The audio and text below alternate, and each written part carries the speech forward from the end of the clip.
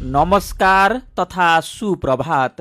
काया कैरनमा तपाईलाई साथी भोजेन्द्र बस्नेतसँगै मिलन तिमिल सिन्हाको स्वागत छ। काया कैरन उज्यालो रेडियो नेटवर्कसँगै उज्यालो अनलाइन र मोबाइल एप्लिकेसनबाट एकसाथ प्रसारण भइरहेको छ। आज 2078 साल पुस 26 गते सोमबार, पुस शुक्ल पक्षको अष्टमी तिथि, सन् 2022 जनवरी 10 तारिक।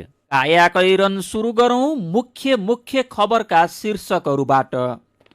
दिनहुँ थपिएका संक्रमित मध्ये 25%मा ओमिक्रोन पुष्टि। भारतबाट फर्कनेहरूमा संक्रमण बढ्दो।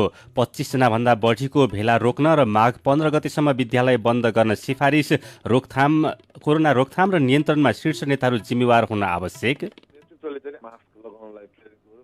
अनिवार्य गरौँ, कार्यकर्ताहरूलाई खोप लगाउन अनिवार्य गराइदिउँ, भिडभाड गर्ने कामहरू नगरौँ। संसद बैठक बस्दै नबसी सांसदहरूको तलब भत्ता र सुविधामा झण्डै 59 करोड खर्च। प्रतिनिधि सभाको पहिलो विघटन यता 1 वर्षमा बजेट बाहेक एउटा पनि कानुन बनेन। मल कारखाना खोल्न 7 पटक अध्ययन, नतिजा भने शून्य। तस्करी हुने सुपारी, केराउ र मरिच आयात खुलाइँदै। अमेरिकाको एउटा अपार्टमेन्टमा आगलागी हुँदा कम्तीमा 19 जनाको ज्यान गयो, 32 जना घाइतेको उपचार चल्दै। र ए डिभिजन लिगमा आज नेपाल पुलिस र ब्रिगेड बोइज खेल्दै। काया कैरनमा अब खबरको सिलसिला। कोरोना संक्रमण तीव्र बन्दै गएपछि कोभिड-19 संकट व्यवस्थापन समन्वय केन्द्र सीसीएमसीले सार्वजनिक स्थलमा 25 जना भन्दा बढीको भेलामा रोक लगाउन सरकारलाई सिफारिस गरेको छ। सीसीएमसीको हिजो बसेको बैठकले संक्रमण फैलिने जोखिमका कारण सार्वजनिक भेला, मेला, महोत्सव बन्द गर्नुपर्ने निष्कर्ष निकालेको हो। नगरी नहुने नियमित कार्यक्रमका हकमा प्रशासनको अनुमति लिने व्यवस्था मिलाउन भनिएको छ। सीसीएमसीले आउँदो माघ 7 गतेदेखि लागू हुने गरी कार्यालय, होटल, रेस्टुरेन्ट, सिनेमा हल, रङ्गशाला, हवाई यात्रा, पार्क लगायतका सार्वजनिक ठाउँमा प्रवेशका लागि कोभिड विरुद्धको खोप लगाएको कार्ड मोबाइलमा फोटो भए पनि हुने देखाउनु पर्ने व्यवस्था गर्न भनेको छ। सार्वजनिक सेवाका लागि खोप कार्ड अनिवार्य गर्ने व्यवस्था मिलाउन गृह मन्त्रालय मार्फत सबै जिल्लाका कोभिड व्यवस्थापन समितिलाई सिफारिस गर्ने निर्णय पनि भएको छ। सीसीएमसीले वार्षिक बिदामा मिलान हुने गरी आउँदो माघ 15 सम्म विद्यालय बन्द गर्न शिक्षा मन्त्रालय समक्ष सिफारिस गरेको छ। बिदाकै अवधिमा 12 देखि 17 वर्षसम्मका विद्यार्थी र 18 वर्षभन्दा माथिका सबै उमेर समूह र पूर्ण खोप लगाउन बाँकी शिक्षक, कर्मचारी तथा अभिभावकलाई खोप उपलब्ध गराउन पनि सिफारिस गरिएको छ। आउँदो माघ 15 सम्म विद्यालय बन्द गर्न सीसीएमसीले सिफारिस गरे पनि यसबारे निर्णय भने हुन बाँकी छ। यसै बीच परीक्षण गरिएकामा कोरोना संक्रमण पुष्टि हुने दर पछिल्लो 1 हप्तामा तेब्बर भएको छ। पुस 19 मा 9700 नमुनाको आरटीपीसीआर परीक्षण गरिएकामा 3% मात्र संक्रमण देखिएको थियो। पुस 25 हिजो 8848 नमुनाको परीक्षण गर्दा 9.50% संक्रमण पुष्टि भएको स्वास्थ्य मन्त्रालयले जनाएको छ। संक्रमण विस्तारको यो तीव्रतालाई सरकारी अधिकारीदेखि विज्ञ समेतले कोरोना महामारीको तेस्रो लहर सुरु भएको रूपमा अर्थ्याउन थालेका छन्। संक्रमण व्यापक विस्तार बन्नुमा कोरोना भाइरसको नयाँ भेरिएन्ट ओमिक्रोनलाई प्रमुख कारण मानिएको छ। अहिलेकै गतिमा संक्रमण विस्तार भएको खण्डमा तेस्रो लहर उत्कर्षमा पुग्दा नपुग्दै देशको करिब 40% भन्दा बढी जनसङ्ख्या संक्रमित हुने अनुमान स्वास्थ्य मन्त्रालयको छ। पछिल्ला दिनमा थपिएका संक्रमित मध्ये झण्डै 25%मा ओमिक्रोन भेरिएन्ट पाइएको राष्ट्रिय जनस्वास्थ्य प्रयोगशाला टेकुकी निर्देशक डाक्टर रुना झाले बताउनुभयो। संक्रमण तीव्र बन्ने क्रमसँगै काठमाडौँ उपत्यकाका ठूला अस्पतालमा कोरोनाका बिरामीको चाप पनि बढ्न थालेको छ। भारतबाट घर फर्कनेको संख्या बढेसँगै कोरोना संक्रमित पनि दिन प्रतिदिन बढ्दै गएका छन्। नाकामा एन्टिजेन परीक्षण गर्दा संक्रमण नदेखिएकाहरू सोझै समुदायमा घुलमिल भइरहेका छन्। उनीहरूबाट समुदायमा समेत संक्रमण फैलिन सक्ने चिन्ता बढेको छ। विज्ञहरूले स्वास्थ्य मापदण्ड अनिवार्य पालना गर्न आग्रह गरेका छन्। तत्कालीन प्रधानमन्त्री केपी शर्मा ओलीले 2077 सालको पुस 5 मा पहिलो पटक विघटन गरेपछि प्रतिनिधि सभा पुनर्स्थापना, विघटन र पुनर्स्थापनाका क्रमबाट गुज्रिएको छ। तर सरकार र प्रतिपक्षको हटले यो 1 वर्षमा एउटा वार्षिक बजेट बाहेक संसदले एउटा पनि कानुन बनाएको छैन। बैठक नबसी सांसदहरूको तलब भत्ता र सुविधामा राज्य कोषको 58 करोड 98 लाख 12 हजार रुपियाँ खर्च भएको छ। सांसदको तलब भत्ता, घर भाडा, घर जाने र आउने खर्च संसद सचिवालयले संस्थाहरूले भुक्तान गरिरहेको छ। 2077 सालको पुसदेखि 1 वर्षमा संसदले केपी ओलीद्वारा प्रस्तुत विश्वासको मत अस्वीकृत गर्ने, शेरबहादुर देउवालाई विश्वासको मत दिने, बजेट सम्बन्धी विधेयक पारित गर्ने काम मात्र गरेको छ। यस्तै सरकारले ल्याएको अध्यादेश स्वीकार गर्ने तर छलफल हुन नसकेपछि फिर्ता गर्न सहमति दिने काममा संसदको भूमिका सीमित भएको छ। संसद बहिष्कार भत्ता स्वीकार शीर्षकमा कान्तिपुर दैनिकले खबर लेखेको छ। निजामती सेवामा खुला प्रतिस्पर्धाबाट छनौट गरिने शाखा अधिकृत नायब सुब्बा र खरिदारको पदपूर्ति 3 वर्षदेखि ठप्प छ।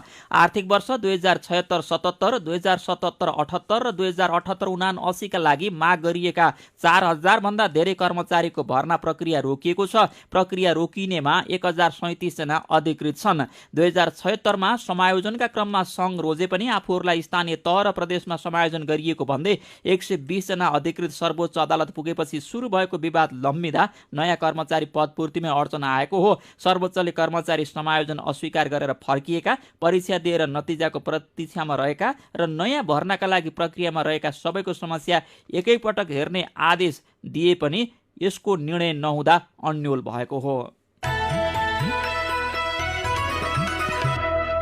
कायाकैरनमा खबरको सिलसिलासँगै कुराकानी पनि बाँकी नै छ, सुन्दै गर्नुहोला।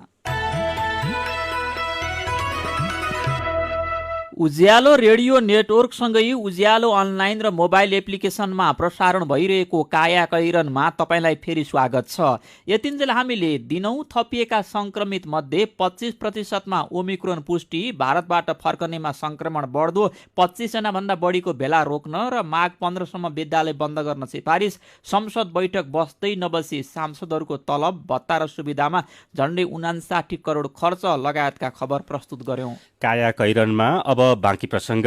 राजनीतिक दलका शीर्ष नेतृत्वबाटै कोरोना महामारी नियन्त्रणको मापदण्डलाई बेवास्ता हुने गरेको छ। प्रधानमन्त्री शेरबहादुर देउवा स्वयंले कन्ट्याक्ट ट्रेसिङमा परिसकेपछि एमाले अध्यक्ष केपी शर्मा ओलीलाई भेट्नुभयो भने अरू नेताहरूले पनि मापदण्डहरूलाई बेवास्ता गर्ने गरेका छन्।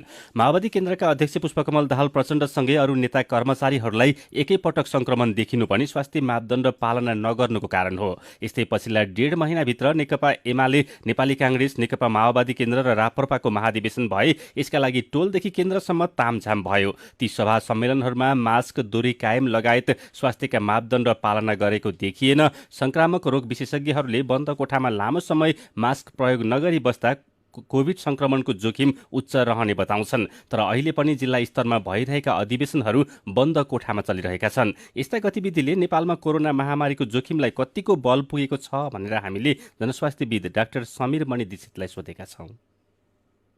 अहिले हामीहरू डेल्टाको मारमै छौँ। त्यतिले नपुगेर अब ओमिक्रोन भने एकदमै संक्रामक भेरिएन्ट छ, त्यो पनि नेपाल छिरिसकेको सङ्केतहरू आएका छन्।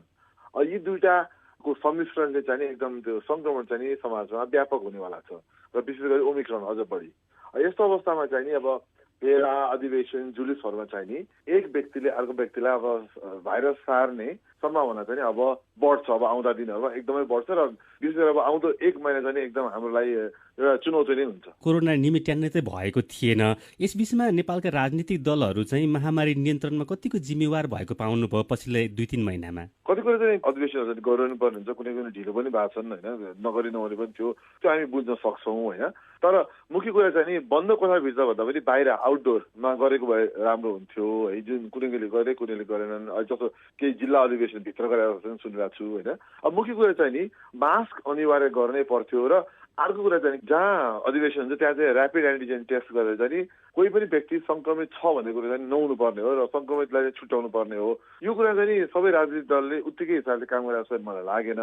र मास्कको कुरामा नि कसैले मास्क लाऊ भने तापनि त्यसलाई एकदम कडा रूपमा कार्यान्वयन गरेर जस्तो चाहिँ लागेन मलाई होइन। त्यसले गर्दा नि अब सबै राजनीतिक दलहरू, उहाँहरू मात्र होइन, कुनै पनि सङ्घ सङ्गठनहरूले पनि भेटघाट आयोजना गर्दाखेरि चाहिँ नि अब चाहिँ मास्क लाउनु जरुरी पनि गर्नु पर्यो र यदि अत्यधिक ठुलो जमात छ भने चाहिँ ऱ्यापिड एन्टिजेन टेस्ट गरेर चाहिँ परीक्षण पनि गराउनु पर्छ। कतिपय चाहिँ कन्ट्याक्ट ट्रेसिङमा परिसकेपछि पनि भेटघाट गर्ने लगायतका कुराहरू पनि बाहिर आएका छन्। यस्तो अवस्थामा चाहिँ राजनीतिक दलका उच्च तहका नेतृत्वहरूले कस्तो किसिमको भूमिका खेल्नु पर्ला? आखिर हेर्नु, नेतृत्व भनेको नेतृत्व हो। नेतृत्व भनेको राजनीतिक मात्र होइन, स्वास्थ्यको मामिला र शिक्षा मामिला र अन्य मामिला पनि हुन्छ। अब अहिले हामीहरू कोरोनाको मारमा भएको बेलामा नेतृत्वले चाहिँ आफूलाई यदि संक्रमण भएको थाहा पाइसक्नु भएको छ भने उहाँहरूले आफूलाई छुटाएर राख्नै पर्छ। यदि आफू संक्रमित भएको थाहा पाइसक्नु भएको छ भने अरूलाई भेट्न भएन र कम्तीमा 5 देखि 7 दिन त अहिले मिनिमम यदि खोप लागेको छ भने है, खोप लागेको छैन भने 10-12 दिन त बस्नै पर्यो। यस्तो यस्ता कुरा चाहिँ नि एकदमै ध्यान दिनु पर्यो। र नेतृत्वले अर्को कुरा चाहिँ के गर्नु पर्यो भन्दा खोपलाई चाहिँ एकदम उहाँहरूको तर्फबाट पनि खोपलाई चाहिँ नि एकदम अरूको अगाडि चाहिँ पुस्ट गरिदिनु पर्यो, सबैलाई चाहिँ प्रेरित पनि गर्नु पर्यो खोप लाउनको लागि। एकजना जनस्वास्थ्यविदको तर्फबाट राजनीतिक दलका उच्च तहका नेतृत्वहरूलाई तपाईँ के अनुरोध गर्न चाहनुहुन्छ यो महामारी नियन्त्रणको मामिलामा? 2-3 कुरा अनुरोध गर्छु। पहिलो कुरा, उहाँहरूले जोसँग भेट्का गर्नुहुन्छ उहाँ सबैलाई मास्क लगाउनलाई प्रेरित गरौँ, मास्क लगाउन अनिवार्य गरौँ। दोस्रो, उहाँले सबै आफ्ना कार्यकर्ताहरूलाई खोप लाउन अनिवार्य गराइदिउँ। कृपया गरी खोप लाउनै पर्छ, लाउन खोज्नुपर्छ, आफूले लाउनुपर्छ, अरूलाई लाउनुपर्छ। तेस्रो कुरा चाहिँ नि जति सक्दो सकेसम्म धेरै भिडभाड गर्ने कामहरू नगरौँ। यो गरी 1 महिना जति अलिक अप्ठ्यारो हुनेवाला छ, त्यसपछि बिस्तारै कम हुँदै जान्छ। त्यसले गर्दा चाहिँ यो अहिले 1-1.5 महिनाको समय चाहिँ अलिक बढी सतर्क रहनलाई चाहिँ उहाँले आफ्नो कार्यकर्ता र आफ्नो परिवारका सदस्य सबैलाई भनिदिनुपर्छ। उहाँ हुनुहुन्थ्यो जनस्वास्थ्यविद डाक्टर समीर मणि दीक्षित। कायाकैरनमा मेरो पनि भन्नु छ र कार्टुनसँगै खबरको सिलसिला बाँकी नै छ, सुन्दै गर्नुहोला। सीधा कुरा प्रष्ट विचार काठमाडौँमा 90 मेगाहर्ज उज्यालो रेडियो नेटवर्क मार्फत देशभरिका विभिन्न एफएम स्टेशन तथा उज्यालो अनलाइन र मोबाइल एप्लिकेसनमा प्रसारण भइरहेको कायाकैरनमा तपाईलाई फेरि स्वागत छ। अब बाँकी खबर। वर्षेनी रासायनिक मल अभावको समस्या देखिएपछि नेपालभित्रै उत्पादन कारखाना खोल्ने भनेर सरकारले पटक पटक अध्ययन गरे पनि नतिजा शून्य छ। नेपालमा रासायनिक मल कारखाना खोल्न पहिलो पटक 2041 सालमै सम्भाव्यता अध्ययन गरिएको थियो। त्यस यता थप 6 वटा अध्ययन भइसकेका छन्। त्यति मात्र होइन, पछिल्लो 1 दशकमा सरकारले ल्याएका वार्षिक नीति तथा कार्यक्रम र बजेटमा कुनै न कुनै रूपमा यो विषय अटाएको छ। तर कारखाना कहाँ र कसरी बनाउने भन्ने टुङ्गो छैन। यसको प्रविधि, लगानी, मोडालिटी, वातावरणीय पक्ष, बजार आवश्यकता र प्रतिफल विश्लेषण बारे सरकार स्पष्ट हुन सकेको छैन। नेपालका लागि रासायनिक मल कारखाना स्थापना आवश्यक हो वा होइन भन्ने तार्किक निष्कर्षमा समेत सरकार पुग्न सकेको देखिँदैन। चालु आर्थिक वर्षको बजेट वक्तव्य मार्फत सरकारले रासायनिक मलका लागि 12 अर्ब बजेट छुट्याएको छ। आउँदो 3 वर्षभित्र नेपालमै कारखाना खोल्न विषय पनि बजेटमा राखिएको छ। लगानी बोर्डको कार्यालयका अनुसार बजेटमा भएको यही व्यवस्था कार्यान्वयनका लागि विस्तृत अध्ययन गरेर प्रतिवेदन निर्माणको काम भने अन्तिम चरण पुगेको छ।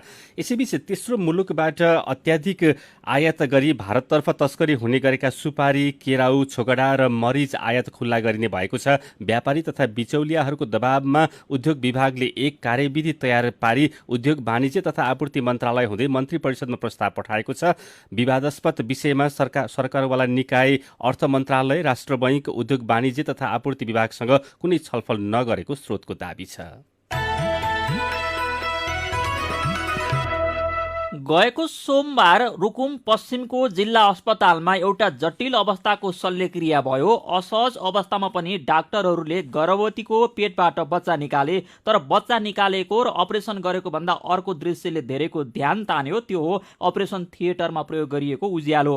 अपरेसन सुरु गर्ने बित्तिकै बत्ती गयो। तत्काल विकल्पमा डाक्टरहरूले अपरेसन थिएटरमा मोबाइल बालेर महिलाको पेटबाट बच्चा निकालेका थिए। अपरेसन गरिरहेका डाक्टर र सघाइरहेका अरू स्वास्थ्य कर्मीलाई थप 2 जनाले दुईतिरबाट मोबाइल बालेर उज्यालो दिएका थिए। त्यसकै सहायताले त्यो शल्यक्रिया सफल भयो। जिल्ला अस्पतालमा विद्युत नियमित नहुँदा मोबाइल बालेर अपरेसन गर्नु परेको यो दृश्यले सबैलाई आश्चर्यचकित पार्यो। तत्काल विद्युतको अर्को विकल्प नभएपछि डाक्टरहरूले मोबाइल बालेरै भए पनि अपरेसन गरे। मोबाइलको उज्यालोमा अपरेसन शीर्षकको यो खबर आजको कान्तिपुरले छापेको छ। मेरो पनि भन्नु छ। सीसीएमसीसीले 15 दिन विद्यालय बन्द गर्न गरेको सिफारिसका बारेमा प्रत्येक भूषाल लेख्नुहुन्छ।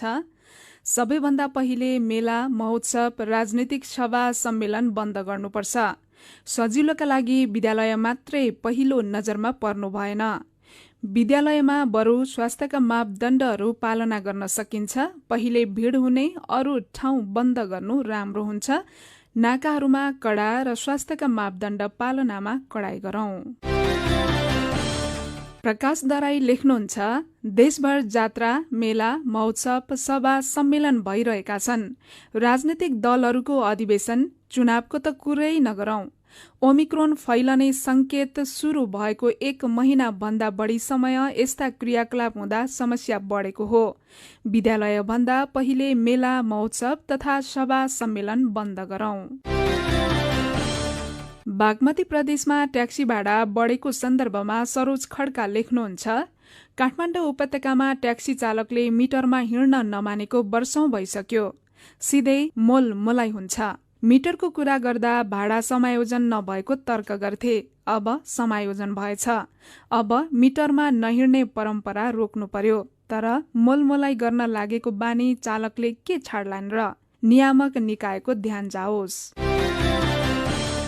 अनि एमाले अध्यक्ष केपी शर्मा ओलीले भ्रष्टाचारलाई घृणा गरौं भन्नुभएको खबरमा सन्तोष कार्की लेख्नुहुन्छ, के गर्नु, तपाईँ यसै भनिरहनुहुन्छ। तपाईँकै वरिपरिको घटनाहरू बाहिरिरहन्छन्। कुराभन्दा रोक्ने काम गर्नुहोस्। विचारका लागि तपाईँलाई धन्यवाद। मेरो पनि भन्नु छ। मेरो पनि भन्नु छ प्रस्तुत गर्दै हुनुहुन्थ्यो साथी सुजाता सुनुवार। काया कैरनमा अब विदेशको खबर। अमेरिकाको न्युयोर्कमा रहेको एउटा अपार्टमेन्टमा आगलागी हुँदा कम्तीमा 19 जनाको ज्यान गएको छ। ज्यान गुमाउने मध्ये 8 जना बालबालिका छन्, 32 जना घाइते भएका छन्। घाइते मध्ये धेरैको अवस्था गम्भीर रहेको बीबीसीले जनाएको छ। 19 तले भवनको दोस्रो र तेस्रो तलामा आगलागी भएकोमा धुवाँले गर्दा सबै तलामा आगलागीको प्रभाव परेको छ। आगोको मुस्लो र धुवाँमा निसासिएर धेरैको ज्यान गएको न्युयोर्कका मेयर एरिक एडम्सलाई उद्धृत गर्दै बीबीसीले आएको छ। आगलागीको घटना 30 वर्ष यताकै खराब भएको उहाँले बताउनुभयो। स्थानीय समयअनुसार राति 11 बजे आगलागी भएको हो। विद्युत सर्ट भएर आगलागी भएको हुन सक्ने अग्नि नियन्त्रकहरूलाई उद्धृत गर्दै बीबीसीले जनाएको छ। आगो निभाउन झण्डै 200 अग्नि नियन्त्रकहरू खटिएका थिए।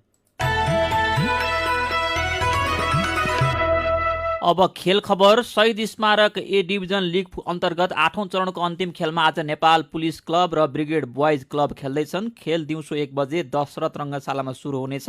7 खेलमा 1 मा जित र 3 खेलमा बराबरी खेलेको नेपाल पुलिस क्लब 6 अङ्कसहित 11औं स्थानमा छ। यस्तै 7 खेलमा 1 जित र 2 खेलमा बराबरी खेलेको ब्रिगेड 5 अङ्कसहित 12औं स्थानमा छ। यसअघि हिजो दशरथ रङ्गशालामा भएको खेलमा 3 स्टार क्लबले हिमालयन शेर्पा क्लबलाई 2-0 गोल अन्तरले पराजित गरेको छ। 3 स्टारका लागि गानेफो अनुसुमाना क्रोमाले 1 गोल गरे भने 1 गोल आत्मघाती उपहार पाएको थियो।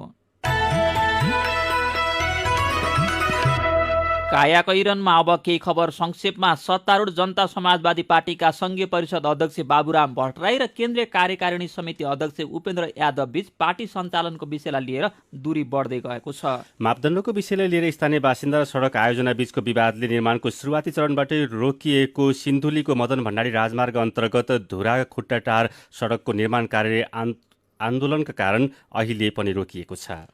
कोरोना संक्रमण बढेसँगै काठमाडौँ उपत्यकाका विद्यालयमै विद्यार्थीलाई कोरोना विरुद्धको खोप लगाउन थालिएको छ। काया कैरनमा अब चाहिँ पालो आयो उखानको। धनभन्दा ज्यान प्यारो। काया कैरन सक्नु अघि मुख्य खबर फेरि एकपटक। दिनहुँ थपिएका संक्रमित मध्ये 25% ओमिक्रोन पुष्टि। भारतबाट फर्कनेमा संक्रमण बढ्दो। 25 जनाभन्दा बढीको भेला रोक्न र माघ 15 सम्म विद्यालय बन्द गर्न सिफारिस। कोरोना रोकथाम र नियन्त्रणमा शीर्ष नेताहरू जिम्मेवार हुन आवश्यक। संसद बैठक बस्दै नबसी सांसदहरूको तलब भत्ता र सुविधामा झण्डै 59 करोड खर्च। प्रतिनिधि सभाको पहिलो विघटन यता 1 वर्षमा बजेट बाहेक एउटा पनि कानून बनेन। मल कारखाना खोल्न 7 पटक अध्ययन, नतिजा भने शून्य। तस्करी हुने सुपारी, केराउ र मरिच आयात खुलाइँदै। अमेरिकाको एउटा अपार्टमेन्टमा आगलागी हुँदा कम्तीमा 19 जनाको ज्यान गयो, 32 जना घाइतेको उपचार चल्दै। र ए डिभिजन लिगमा आज नेपाल पुलिस र ब्रिगेड बोइज खेल्दै।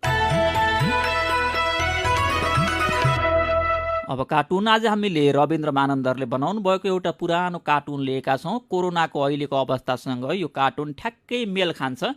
यहाँ कोरोनाको 2वटा भाइरस छ। एउटा सानो अनुहारभरि चोट भएको, अनि अर्को चाहिँ देख्दै डरलाग्दो, खाइलाग्दो, जाइलाग्दो। अघिल्तिर खोपको सिरिन्ज बोकेको मान्छेलाई देखाउँदै सानो कोरोना ठुलो कोरोनासँग भन्दैछ, यही हो दाइ मलाई हान्ने। आजको काया कैरन सकिएको छ। काया कैरनबाट प्राविधिक साथी प्रवीण श्रेष्ठ र सरोज थापासँगै हामी पनि बिदा माग्छौँ। काया कैरन सुन्नु भएकोमा तपाईँलाई धन्यवाद। उज्यालो मोबाइल र अनलाइनमा प्रसारण भइरहेका रेडियो र अनलाइनका सामग्री भाइबरमा पनि उपलब्ध छन्। कोरोना विरुद्धको खोप लगाउन छुट्नु भएको छ भने आफ्नो वडामा सम्पर्क गर्नुहोला। नमस्कार।